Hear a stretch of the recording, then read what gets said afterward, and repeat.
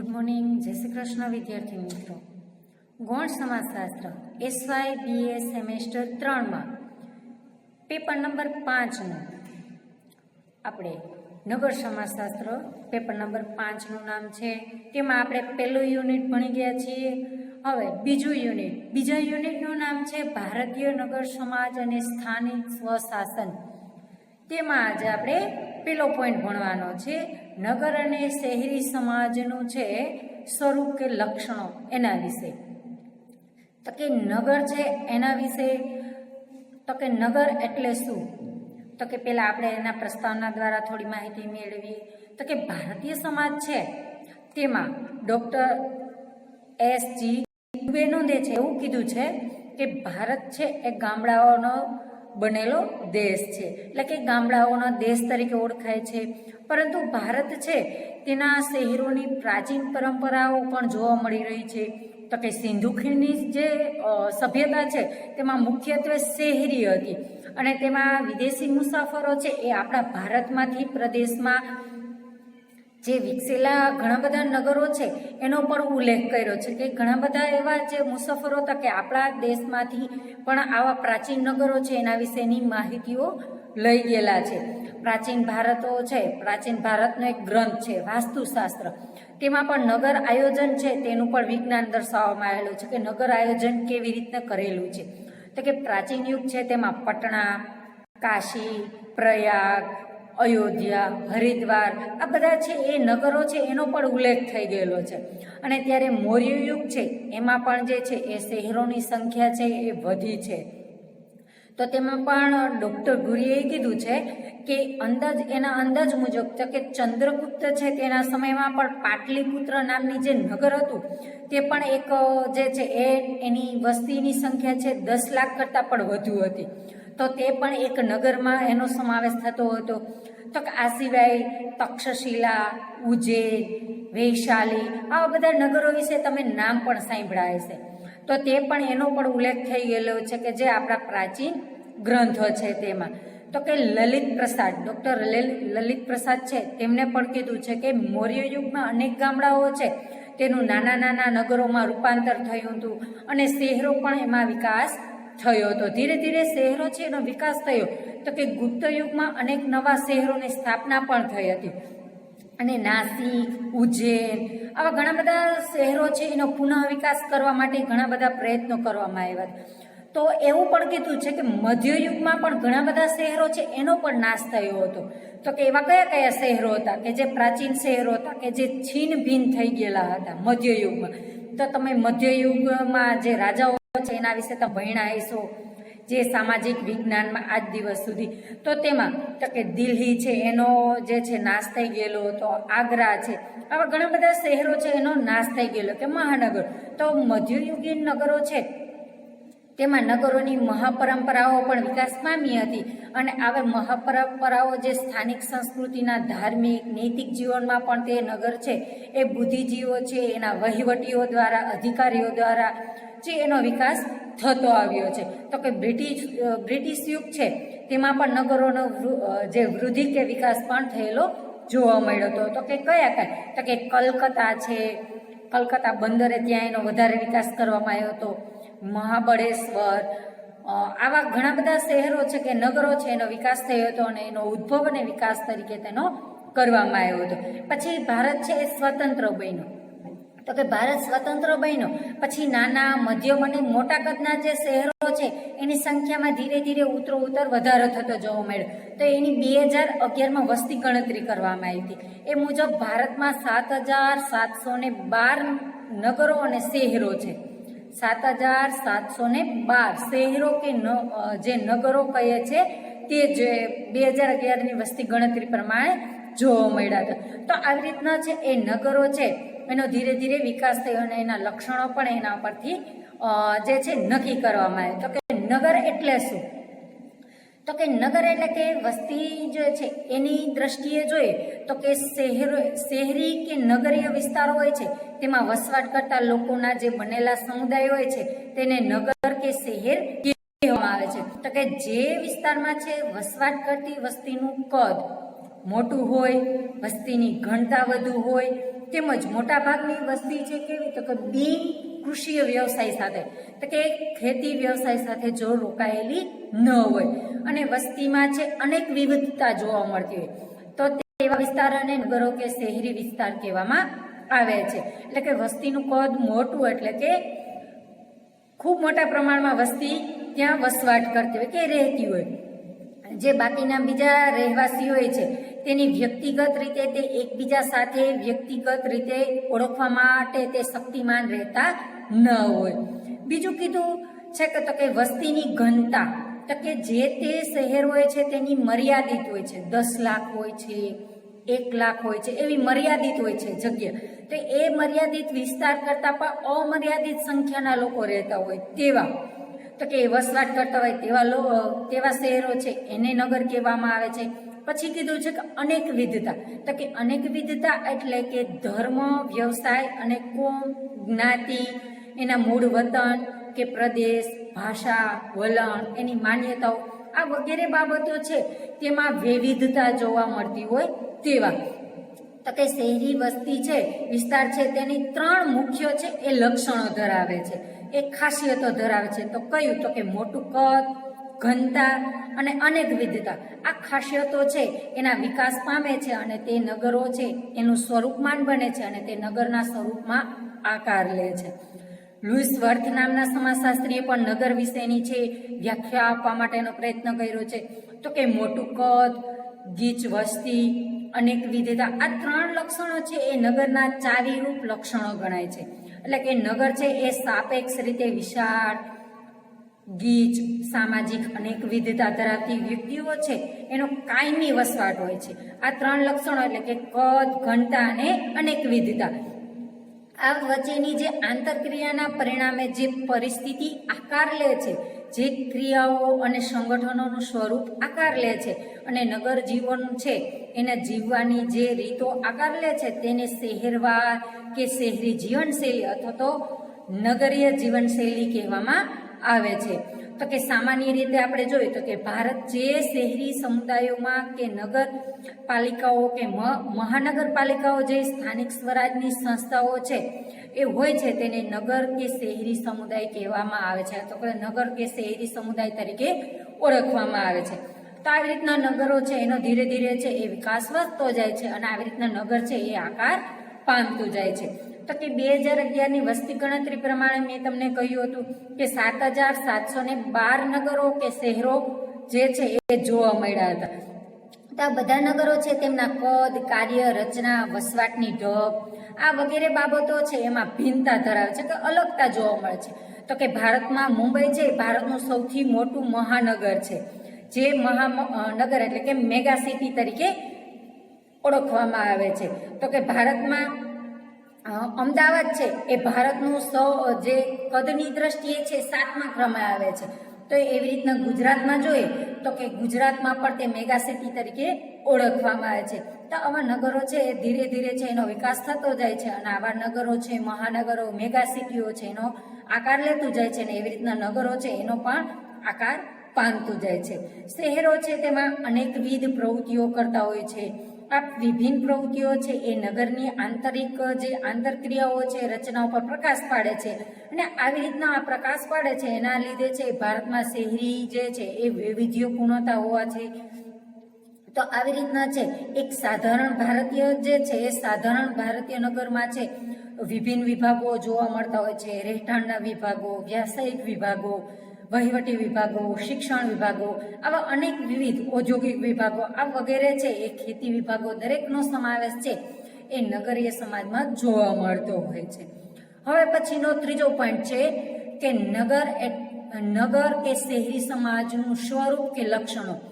તો વિદ્યાર્થી મિત્રો નગર છે, નગરના લક્ષણો દર્શાવો અથવા તો નગરનું સ્વરૂપ, શહેરના લક્ષણો કે શહેરનું સ્વરૂપ. તો આ એક જ પ્રશ્ન થાય છે, એક જ થાય કે નગર ને શહેરી સમાજનું સ્વરૂપ કે લક્ષણો. તો તેમાં આપેલા છે જે પોઈન્ટ તે મુજબ જોઈએ તો કે સામાજિક અનેક વિધતા. જે સામાજિક અનેક વિધતા પેલો પોઈન્ટ છે તો કે સામાજિક અનેક વિધતા તો જોવા મળે છે. તો કે શહેરી વૈવિધ્યપૂર્ણ છે? તો કે શહેર છે એ વૈવિધ્યપૂર્ણ સમુદાય જોવા મળે છે. ત્યાં વિભિન્ન પ્રદેશના ગામડાઓમાંથી સ્થળાંતર કરીને વસ્યા હોય છે લોકો.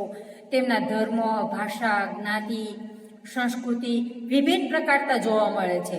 વ્યક્તિ અને જે જૂથો છે તેમાં તફાવતો, એના વિચારોના મતો, વૈવિધ્યતા જોવા મળે છે. તો આવી રીતના સમાન જીવન છે એમાં વિવિધ ક્ષેત્રો છે એમાં અનેક વિવિધતા જોવા મળે છે. તો કે ભારતમાં 9 શહેરો છે એનો અભ્યાસ કરવામાં આવ્યો હતો તો કે સ્થાનિક વિવિધતા જોવા માટેનો. તો તેમાં પણ છે એ વિશિષ્ટતા છે એને લક્ષણોને તારવી અને જોવા મળ્યું છે. તો કે એની ભાષા, જીવનશૈલી, જ્ઞાતિ દરેકે બાબતો છે તેમાં વિભિન્નતા જોવા મળી છે. તો તેમાં પણ જોઈએ તો કે શહેરી વ્યવસાય હોય છે તેમાં વ્યવસાયિક વિભિન્નતા જોવા મળે છે. તો કે ભિન્નતા કેન્દ્ર સ્થાને રહેલી હોય છે. શ્રમ વિભાજનમાં, સૂક્ષ્મ વિશેષીકરણમાં, તો કે આવા કારખાનાઓમાં દરેકે દરેક બાબતો છે તેમાં વૈવિધ્ય કાર્ય કરતા લોકો વ્યાવસાયિક સ્તરે જે છે ઉદ્ભવ થતો હોય છે. સમગ્ર શહેર હોય છે તેમાં મજૂર, કારીગર, ક્લાર્ક, ટેકનિશિયન આવા અનેક જે છે પોતાની શ્રમ વિભાજનની સામાજિક જરૂરિયાતોમાંથી તે વિકાસ પામતા હોય છે. શહેરમાં જે વ્યાવસાયિક ભિન્નતાના પાયા પર ઊભી થાય છે, ઊભા કે આડા સ્તરો ઉદ્ભવતા હોય છે. તો આવી રીતના કામના પ્રકારો, સમય, આવક આ દરેકે દરેક બાબત છે તેમાં ભિન્નતા હોય છે. અને આકારની જે છે એ તીવ્ર પણ તેમાં ભેદો જોવા મળતા હોય. તો કે તેમનું જીવન ધોરણ હોય છે તેમાં પણ ભેદભાવ જોવા મળતા હોય. તો કે ઊંચી જે આવક ધરાવતા હોય તેનામાં અને નિમ્ન આવક ધરાવતા લોકો હોય છે એનામાં પણ ભિન્નતા જોવા મળતી હોય છે. તો કે મનોરંજનની પદ્ધતિઓ છે, શિક્ષણની પદ્ધતિઓ, વેપાર, વાણિજ્ય, વાહન વ્યવહાર, આ વિચારવાની ઢબ, હિતો, એના ધ્યેયો આ વગેરે બાબતો છે તેમાં ભિન્નતા હોય છે. અને એક જ કુટુંબના જુદા જુદા સભ્યો હોય છે તેમાં પણ ભિન્ન કાર્ય કરતા જોવા મળે છે. અને તેમાં કામના સમય, આવક અને કામના પ્રકાર છે તેમાં પણ ભિન્નતા હોય છે. અને આવી રીતના શહેરો છે એમાં અનેક વિવિધતાનું ધામ તરીકે ઓળખવામાં અનેક વિવિધતા જોવા મળતી હોય છે. પછીનો બીજો પોઈન્ટ છે તો કે દૂરવર્તી સંબંધો. તો કે શહેર હોય છે ત્યાં દૂરવર્તી સમુદાય તરીકે ઓળખવામાં આવે. એટલે કે દૂરવર્તી એટલે કે શહેરી સમુદાય છે ખૂબ વિશાળ મોટું ધરાવતો હોય છે. ત્યાં સંબંધો છે યાંત્રિક સંબંધો હોય છે કે કામ પૂરતા જ મર્યાદિત જોવા મળતા હોય. કદની વિશાળતાને કારણે ત્યાં પ્રાથમિક સંબંધો છે તેનો વિકાસ થતો નથી. એન્ડરસન નામના સમાજશાસ્ત્રીએ કીધું છે કે અવૈયક્તિકતા જે શહેરી જીવનની એક જરૂરિયાત છે અને શહેરી જીવન માટે તે અનુકૂળ રીત છે. એટલે કે ત્યાં અવૈયક્તિકતા એટલે કે ત્યાં લોકો એકબીજાના સંપર્કમાં ઓછા પ્રમાણમાં આવે. કેવા તો કે દૂરવર્તી સંબંધો, પ્રાથમિક સંબંધો જોવા મળતા નથી. શહેરી જીવન હોય છે તેને પોતાના જે વિવિધ હિતો સંતોષવા માટે પોતાની વિવિધ જે છે એ દૂરવર્તી જૂથો ઉપર આધાર રાખવો પડતો હોય.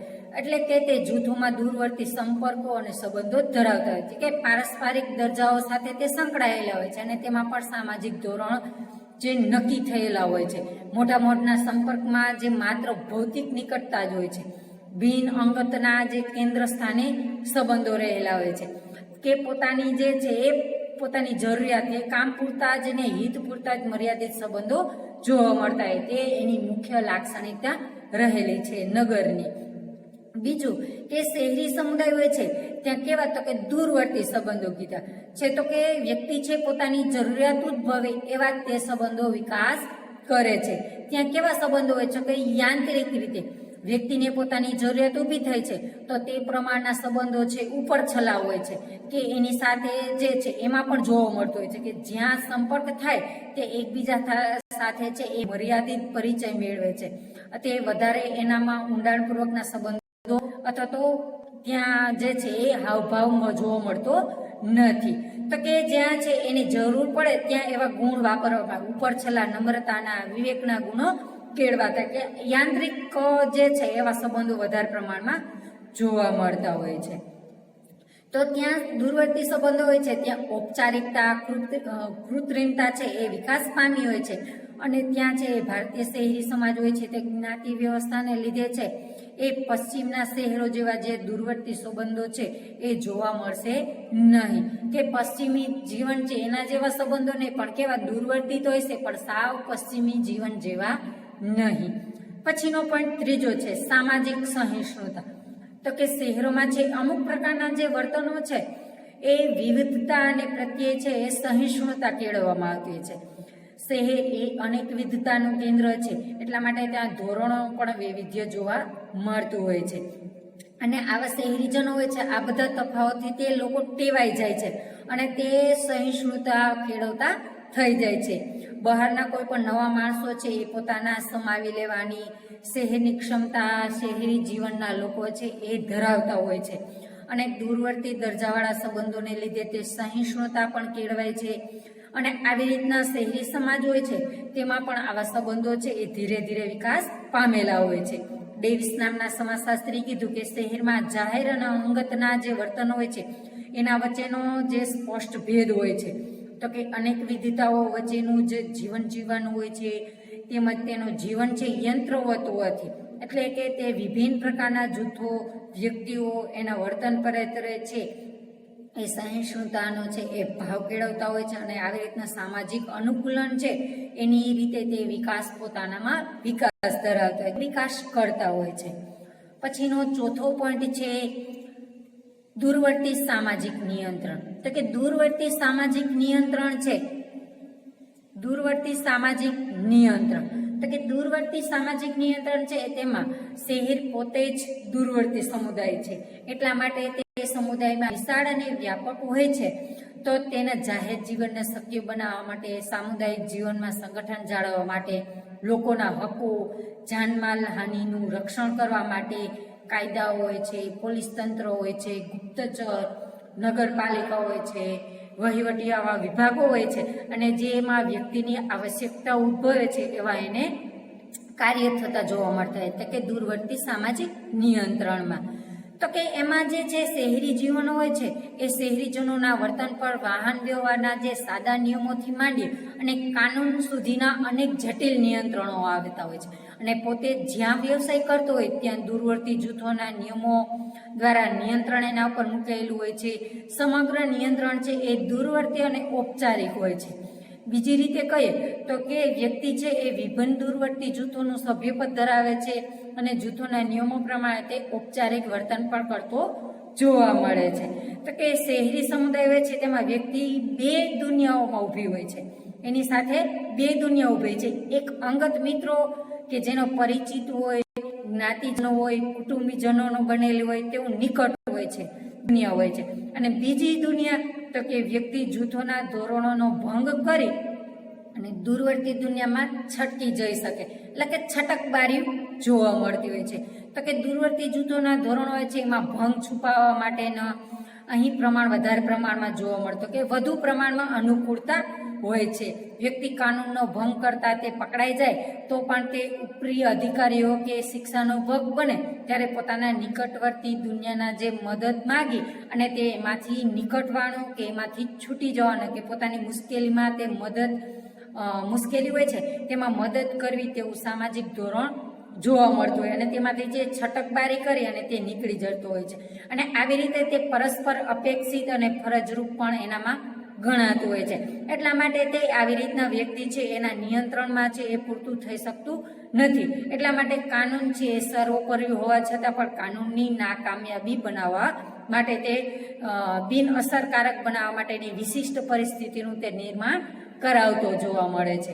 કેમાં તો કે દૂરવર્તી સામાજિક નિયંત્રણમાં. પછીનો પોઈન્ટ છે વધુ સામાજિક ગતિશીલતા. તો કે શહેરી સમાજ હોય છે તેનું સ્થાનનું જે છે એ સ્થળાંતર એક લાક્ષણિકતા તેની મુખ્ય ગણાય છે. તો કે વધુ સામાજિક ગતિશીલતા તો કે ત્યાં ગતિશીલતાનું પ્રમાણ વધારે જોવા મળે છે.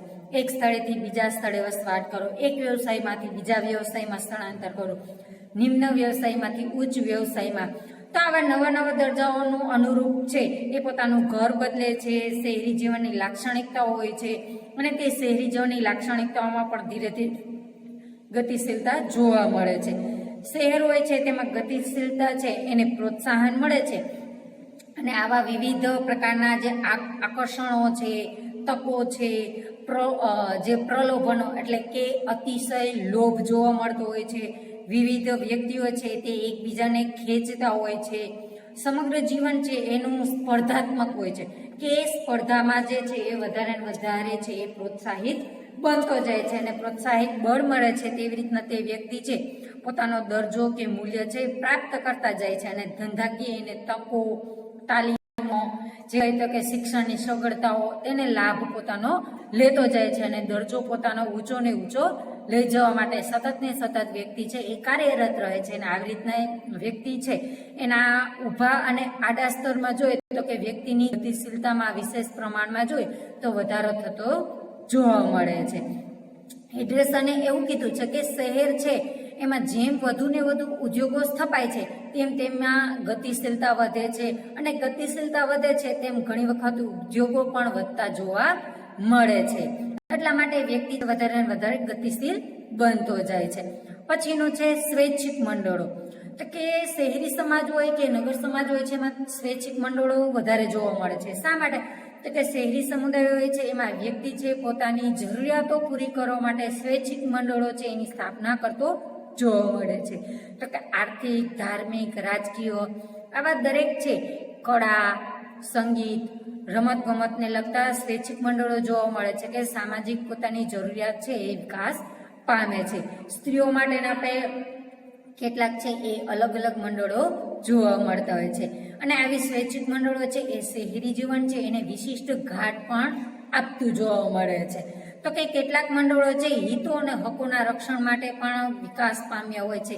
શા માટે? તો કે શહેર છે એમાં વ્યક્તિ છે એકલ દોકલ એટલે કે એકલવાયા પણ પોતાનું હિત જાળવવા માટે છે, પોતાના હકોના રક્ષણ માટે છે એ શક્તિમાન હોતો નથી કે બની શકતો નથી. એટલા માટે આવી સ્વૈચ્છિક મંડળોમાં તે જોડાય અને સામૂહિક રીતે પોતાનું હિત અને હકોના રક્ષણ માટે તે છે નવા હકો પ્રાપ્ત કરવા માટે સમુદાય સાથે જ નહીં પરંતુ સમગ્ર રાષ્ટ્ર પાસે પોતાનો અવાજ વિશિષ્ટ અથવા અસરકારક રીતે છે એ પહોંચાડવા માટે તેના દ્વારા છે આવા મંડળો છે એની સ્થાપના કરતો જોવા મળે છે. તો દાખલા તરીકે મજૂર મંડળો, વેપારી મંડળો, વિદ્યાર્થી મંડળો, તો આવા અનેક મંડળો છે એ જોવા મળે છે. તો આવા વિવિધ મંડળો છે એ વ્યક્તિની એક પ્રકારની આર્થિક, સામાજિક અને માનસિક સલામતીની જે છે એ ખાતરી આપવાનો પ્રયત્ન કરે છે અને એના દ્વારા છે એ વ્યક્તિ પોતાના જીવન જીવવા માટે જે નિરંતર સંતોષ છે અસંતોષ વ્યક્ત કરવાનું સાધન પણ બની જાય છે અને આ શહેરી જીવનમાં છે અસંતોષને વ્યક્ત થાય છે એના કારણે તે પોતાની આવશ્યકતા પૂરી કરવા માટે, જરૂરિયાત પૂરી કરવા માટે આવા મંડળો સ્થાપે છે અને શહેરોમાં આવા મંડળો છે એ સેફટી વાલ તરીકેનું પણ કાર્ય કરતું જોવા મળે છે. પછીનો પોઈન્ટ છે વ્યક્તિકીકરણ. તો કે વ્યક્તિકીકરણ છે તેમાં શહેરમાં વ્યક્તિનું વ્યક્તિકીકરણ થાય છે. શહેરી છે એમાં વ્યક્તિગત પોતાના હિતો પોષતો જોવા મળે છે. દૂરવર્તી અને સ્વૈચ્છિક સંબંધો છે એના લીધે વ્યક્તિ કોઈને કોઈ જૂથમાં સંપૂર્ણ રીતે ઓતપ્રોત થઈ શકતો નથી કે તે દૂરવર્તી સંબંધોને કારણે તે એકબીજા સાથે ઓતપ્રોત રીતે સંબંધ નિભાવી પણ શકતો નથી. બીજી બાજુ તો કે ગતિશીલતા માટે અનેકવિધ તકો એને મળતી હોય છે. સ્પર્ધાત્મક યુક્ત વાતાવરણ હોય છે તે એમાં જે છે એ કેન્દ્ર સ્થાને જોવા મળે છે. આથી વ્યક્તિ છે એનું વ્યક્તિત્વ તદ્દન નિરાળું બની રહેતું હોય છે અને એકંદરે સ્પર્ધાત્મક વ્યક્તિત્વનો તેમાં વિકાસ થતો જોવા મળે છે. પોતાના હિતોનો જે સંતોષવા માટે વ્યક્તિ પોતે જ સાધન અંગે એક નિર્ણય કરવાનો હોય છે અને અવરોધ દૂર કરવા માટે પણ પોતે જ માર્ગ શોધવો પડતો હોય છે અને તેને નક્કી કરેલા ધ્યેયો પ્રાપ્ત કરવા માટે પોતે એકલાએ જ પ્રયત્ન કરવાનો હોય છે. તો આવી રીતના વ્યક્તિ છે એ એકલવાયા પણ અનુભવે છે તેમજ તેમાંથી નીકળવા માટે અન્ય વચ્ચે છે એ સ્પષ્ટ ભેદ સમજતો હોય છે અને વ્યક્તિ એક સ્વભાવ જે છે એને અણુનું રૂપ ધારણ કરે છે. એક બાજુ જોઈએ તો કે તીવ્ર શોભાનતા, અદ્વિતીયતા ધરાવતી વ્યક્તિ છે એ ઊભી થાય છે અને આવી રીતના શહેરી સમાજો છે એમાં મોટા મોટા મંડળો કે સંસ્થાઓ હોય છે અને આ સંસ્થાઓ દ્વારા છે તે વ્યક્તિ છે શહેરી સમાજ સામે જાણે તે એકલી ઊભી હોય તેવી રીતના તેને સામનો કરવાનો હોય કોઈ પણ મુશ્કેલી હોય ત્યારે અને તે કદી પણ કોઈ જૂથ હોય કે સમગ્ર શહેર હોય છે તેમાં તે સંપૂર્ણપણે તાદાત્મ્યમય કેળવી શકતો નથી. તો આવી રીતના વ્યક્તિ છે એનું વ્યક્તિકીકરણ જોવા મળે છે અને વ્યક્તિ પોતાનું વિશિષ્ટ વ્યક્તિત્વ માટે વિકસાવે છે અને જૂથ જીવનમાં, સામુદાયિક જીવનમાં સંપૂર્ણપણે તે ઓતપ્રોત બની શકતો નથી. એટલા માટે તો શહેરી સમાજ છે એમાં વ્યક્તિગત સમગ્રતા છે એનો વધારે વિકાસ થતો જોવા મળે છે અને તેમાં વ્યક્તિકીકરણ જોવા મળે છે. વ્યક્તિ એકલાએ દરેક કાર્ય કરવાના હોય છે. પછીનું છે સ્થાનિક પૃથકતા. તો કે સ્થાનિક પૃથકતા એટલે કે શહેરો હોય છે તેમાં જે છે પૃથકતા એટલે કે ભિન્નતા. તો કે શહેરી સમાજ હોય છે તેમાં વેપાર, ધંધા, ઉદ્યોગોનું વિશિષ્ટીકરણ જોવા મળે છે અને વિશિષ્ટીકરણને લીધે તે અન્ય તફાવતો પર સર્જાતા જોવા મળે છે. તો આવા જે છે એ શહેરી વિભિન્ન જે ભૌગોલિક વિસ્તારો હોય છે એમાં વિભાજિત થયેલું હોય છે. એટલે કે સ્થાનિક જે પૃથકતા વિકાસ એટલે કે સ્થાનિક ભિન્નતા જોવા મળે છે. તો કે શહેરના અમુક વિસ્તાર હોય છે તેમાં વેપાર વાણિજ્યમાં છે એક કેન્દ્ર હોય છે, અન્ય વિસ્તારોમાં ઉદ્યોગોનું કેન્દ્ર હોય છે. તો આવા જે છે ઉચ્ચ વર્ગના લોકો છે વસતા હોય છે અથવા તો વસવાટ કરતા હોય છે. તેમાંથી ભિન્ન વિસ્તારોમાંથી મધ્ય વર્ગના લોકો છે એ વસતા હોય છે. ત્યારે તેઓ અમુક ભાગના નિમ્ન વર્ગના લોકો હોય છે તે પણ વસવાટ કરતા હોય. તો શહેરની સમગ્ર વિસ્તારમાં છે ભિન્ન વ્યવસાયો, ભિન્ન વેપાર, વ્યવસાય તો અલગ અલગ જે છે વિભિન્ન જે છે એક કેન્દ્રોના જે છે એ વિભાજિત થઈ ગયેલા હોય છે અને જુદી જુદી શહેરોની રચના તેમાં જુદી જુદી જોવા મળતી હોય છે. તો કે લલિત પ્રસાદ, ડોક્ટર લલિત પ્રસાદે પણ છે એક સાધારણ ભારતીય શહેર છે એના વિભાગો પાડ્યા છે. તો કે કયા? તો કે પહેલો નિવાસ સાથે સંકળાયેલા વિભાગો, વ્યાવસાયિક તથા વેપારના વિભાગો, વહીવટી વિભાગો, ચિકિત્સા વિભાગો, શિક્ષણ વિભાગો, મનોરંજનના સાધનો સાથે સંકલિત વિભાગો, અવરજવરના વિભાગો, ઔદ્યોગિક વિભાગો, ધાર્મિક પ્રવૃત્તિઓના વિભાગો અને ખેતી સંબંધિત વિભાગો. આવા અલગ અલગ વિભાગો છે એ શહેરી સમુદાયના નિવાસો, એના વ્યવસાય, એને જે છે એ અલગ અલગ વિસ્તારો છે એમાં વિકસેલા જોવા મળતા હોય છે. એ રીતે જોઈએ તો કે સમગ્ર શહેર છે એ વિભિન્ન ભૌગોલિક વિસ્તારો છે એમાં વિભાજિત થયેલું હોય છે અને તેના દ્વારા છે એક કાર્યાત્મક વિભેદન છે એને કહેવામાં આવે છે કે કાર્યાત્મક રીતે એનું વિભેદન એટલે કે કાર્યાત્મક રીતે છે એ જુદા જુદા વિભાગો પાડી દેવામાં આવેલા હોય છે અને તે ભિન્ન ભિન્નતા રીતે તે કાર્ય કરતા હોય છે. પછીનો પોઈન્ટ છે યંત્રવત જીવન. તો કે શહેરી સમાજ છે એ કેવું જીવન છે? તો યંત્રવત. તો કે તમે આગળ જોયું તો કે તેના સંબંધો કેવા હોય છે કે યાંત્રિક. નગર જીવનની એક લાક્ષણિકતા છે તો કે યંત્રવત જીવન છે. શહેરી છે એમાં માનવીનું જીવન છે યંત્રની જેમ સંચાલિત હોય છે. ઘડિયાળના કાંટાની જેમ તેનું જીવન જીવતો હોય છે. તો કે શહેરી જીવનમાં જોવા મળતી કૃત્રિમતા, ઔપચારિકતા, દૂરવર્તી સંબંધો, કામ પૂરતા જ સંબંધો, સમયની કિંમત, ગણતરી અને તે ઘડિયાળના કાંટાની જેમ તેઓ પ્રવૃત્તિ કરતો હોય છે કે ઘડિયાળના કાંટા દ્વારા છે વ્યક્તિ સમુદાયના જીવન સાથે તે પ્રવૃત્તિમય જોવા મળતો હોય છે. તે તાલબદ્ધતાની રીતે યંત્રવત જીવન જીવતો હોય છે પણ તે ઘડિયાળના કાંટા દ્વારા છે વ્યક્તિના જે સમુદાય જીવનની છે એ વિવિધ પ્રવૃત્તિઓ જોવા મળતી હોય છે. એક પ્રકારની તાલબદ્ધતાને યંત્રવત જીવન કહેવામાં આવે છે. સવારથી જોઈએ તો વ્યક્તિની જે પથારીમાંથી ઉઠવાની સાથે તે સમયથી માંડી અને રાત્રિ સુવાનો સમય છે એ ઘડિયાળના કાંટા દ્વારા તેનો સંચાલિત થતો હોય છે. તો કે શહેરી જીવન છે તેમાં બિન અંગતતા કેન્દ્ર સ્થાને જોવા મળતી હોય છે. તેમાં સંબંધો છે એની યાંત્રિકતા હોય છે, કૃત્રિમતા એમાં જોવા મળતી હોય છે, સમયની કિંમત હોય છે અને દરેકે દરેક પ્રવૃત્તિઓ છે એ ઘડિયાળની કાંટાની સાથે તે તાલબદ્ધ લાવવામાં આવતી હોય છે. નગર છે એમાં યંત્રવત જીવન છે એ સામાજિક પરિણામો તેમાં યંત્રવત જીવનના લીધે વ્યક્તિ છે એની સામાજિક જીવન જીવ્યાનો આનંદ અને સંતોષ મળતા નથી. કેમ કે તે ક્યારેય સુખ શાંતિનો શ્વાસ લઈ શકતો નથી.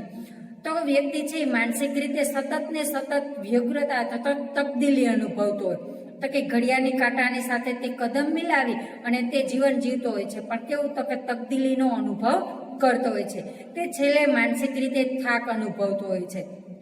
જીવનમાં વ્યક્તિ છે એ સૌની વચ્ચે પોતાને હોવા છતાં પણ એકાલવાયાપણું છે એ જીવન જીવતો હોય એવું અનુભવ કરતો હોય છે. યંત્રવત જીવન છે એના લીધે વ્યક્તિ છે એ શહેરના સામુદાયિક તો કે સામુદાયિક જીવનમાં જે સંપૂર્ણપણેથી ઓતપ્રોત બની શકતો નથી. તો આવી રીતના એકાલવાયાપણું જે અનુભવ ભાવ છે અનુભવે છે ત્યારે તે શહેરીમાં છે એકતા સાંધી શકતો નથી. એટલા માટે તો શહેરી જીવન છે યંત્રવત જીવન કહેવામાં આવે છે. પછીનો પોઈન્ટ છે નગરોના કદમાં વૈવિધ્ય. તો કે નગરો છે એના કદમાં પણ વૈવિધ્ય જોવા મળે છે. ભારતમાં નગરોના છે એ વસ્તીના કદની વૈવિધ્યતા જોવા મળે છે. તેની સાથે તેના કદની દ્રષ્ટિએ ભારતમાં વૈવિધ્યતા જોવા મળે છે. તો કે એને જેમ નગરો છે તેમાં તેની વસ્તીની દ્રષ્ટિએ તેની ખાસિયતો જોવા મળે છે. તો કે તો કે કસ્બાઓ જોવા મળે છે, નગરો જોવા મળે છે, પછી મહાનગરો જોવા મળે છે, મેગા સિટીઓ જોવા મળે છે. તો આવી રીતની એની ખાસિયતો જોવા મળે છે. તો કે કસ્બાઓ એટલે કે વસ્તીને આધારે તેની સંખ્યા નક્કી કરવામાં આવેલી હોય. તો કે કસ્બાઓ કોને કહેવાય? તો કે 15,000થી વધુ વસ્તીવાળા વિસ્તાર હોય છે તેને કસ્બાઓ તરીકે ઓળખવામાં આવે છે. વસ્તીના પ્રમાણ છે એના આધારે કસ્બાઓ છે એને નાના, મધ્યમ કદના અને મોટા કદના એમ 3 પેટા વિભાગો પાડવામાં આવેલ છે. સામાન્ય રીતે મહાલય અને જે કહીએ તો કે સામાન્ય રીતે તાલુકા મથક જે સ્વરૂપના હોય છે ત્યાં વહીવટી કેન્દ્રો ધરાવતા હોય છે તેવા સમુદાયને કસ્બા તરીકે ઓળખવામાં આવે છે. ત્યાં કેવા જોવા મળે છે? તો કે કસ્બા હોય છે તે કસ્બામાં જ્ઞાતિ, સંયુક્ત કુટુંબ, લગ્ન, ધર્મ, રિવાજો આ દરેક છે એનું પરંપરાઓનું પ્રાલંબ્ય જોવા મળતું હોય છે. અને તે ગ્રામ સમુદાયની સરખામણીમાં તે ઢીલા હોય છે. અને તે કેવો હોય છે? તો કે કસ્બાઓ છે એનો ખેતીનો વ્યવસાય પણ હોય છે, તેની સાથે નાના નાના કદના ઉદ્યોગો, નાનું બજાર હોય છે. તો આવી રીતના એ જ રીતે એનું વસ્તીનું કદ, વસ્તીની ગીતતા એ ગ્રામ સમુદાય કરતાં કસ્બામાં વધુ જોવા મળતી હોય. કે ગ્રામ સમુદાયના જીવન કરતાં છે કસ્બાઓની જે છે એ જીવન જરૂરિયાતો કે એ જીવન છે ચડિયાતા પ્રમાણનું જોવા મળે છે. કે ગ્રામ સમુદાય કરતાં કસ્બાનું જીવન છે એ જટિલ જોવા મળે છે. ત્યાં આજુબાજુમાં છે કસ્બાની આજુબાજુ છે હાઉસિંગ સોસાયટીઓ જોવા મળતી હોય છે. ત્યાં જવા માટે લોકો વધારે ઉત્સુકતા ધરાવતા હોય છે. તો આવી રીતના કસ્બાઓ છે એ નગર તરફ જવા માટે તેનો વિકાસ કે ગતિશીલતા થતી જોવા મળે છે. પછીનો પોઈન્ટ છે નગર. તો કે વસ્તીની દ્રષ્ટિએ નગર હોય છે તેમાં 25,000થી વધુ વસ્તી વાળા જે સમુદાયો જોવા મળતા હોય છે તેને નગર કહેવામાં આવે છે. નગરો છે એને નાના અને મોટા નગરો છે એવા વિભાગોમાં વહેંચવામાં આવે છે.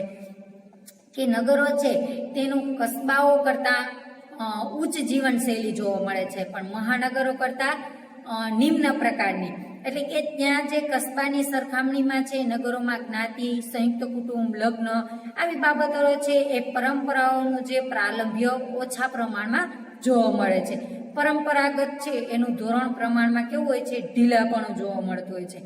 ખેતીનો જે છે નગરોમાં છે એ ખેતીનો વ્યવસાય ઓછા પ્રમાણમાં હોય છે. ઉદ્યોગો છે એને વધારે પ્રાધાન્યતા આપવામાં આવે છે.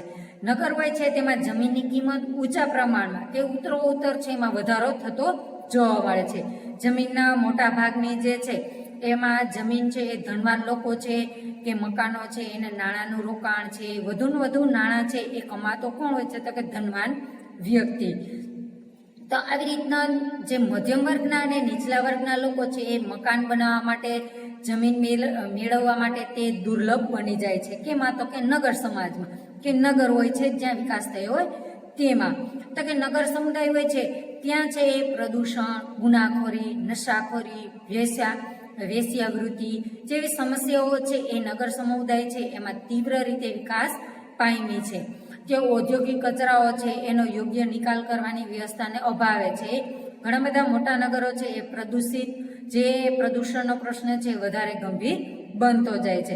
તો આવી રીતના લોકો છે એ કસ્બામાંથી નગરમાં સ્થળાંતર કરતા નાના નગરો છે એ મોટા નગરોનું સ્વરૂપ ધારણ કરે છે અને મોટા નગરોમાંથી તે મહાનગરો સ્વરૂપે વિકાસ પામે છે. એટલે કે મેગા સિટીઓમાં આવે તે વિકાસ પામે છે. પછીનો પોઈન્ટ છે તો કે મહાનગરો. તો કે મહાનગરો છે તેની સંખ્યા કેટલી હોય વસ્તીની? તો 10 લાખથી વધુ વસ્તીવાળા હોય છે. નગરો છે તેના મહાનગરો તરીકે ઓળખવામાં છે. તો મુંબઈ, કોલકાતા, બેંગ્લોર, અમદાવાદ, સુરત આવા બધા છે ભારતમાં 27 જેટલા મહાનગરો જોવા મળે છે. તો કે ગુજરાતમાં અમદાવાદ, વડોદરા સુરત આવા મહાનગરો પણ જોવા મળે છે. ત્યાં સ્થાનિક સ્વરાજની સંસ્થાઓ તરીકે મ્યુનિસિપલ કોર્પોરેશન છે એ સ્થાનિકો જે વહીવટ કરતી હોય છે એના માટે તેની રચના કરવામાં આવી છે. અને ગુજરાતમાં 7 જેટલા મહાનગરો કે શહેરો આવેલા છે. તો કે મહાનગરો છે એ ઝડપી શહેરીકરણ ઉદ્યોગીકરણ થતું જોવા મળે છે. તો આવી રીતના છે તેનું જીવન છે કેવું હોય છે મહાનગરો, તો કે યંત્રવત જીવન હોય છે. મહાનગરોની છે એ આગવી લાક્ષણિકતાઓ છે. તો કે મહાનગરો છે એનું સામાજિક રચના તંત્ર ખૂબ જ અત્યંત કહીએ તો કે અત્યંત જટિલતા જોવા મળતી હોય છે. પછીનો પોઈન્ટ છે તો કે મહાનગરો એટલે કે મહાનગરો એટલે કે મેગા સિટીઓ. તો કે મહાનગરો પણ મોટા અને મહાનગરોથી પણ મોટા એટલે કે ત્યાં ગ્રેટ મુંબઈ કહીએ તો તે કે મેગા સિટીઓ તરીકે કોલકાતા છે એની વસ્તી છે 1 કરોડથી વધુ જોવા મળતી હોય છે.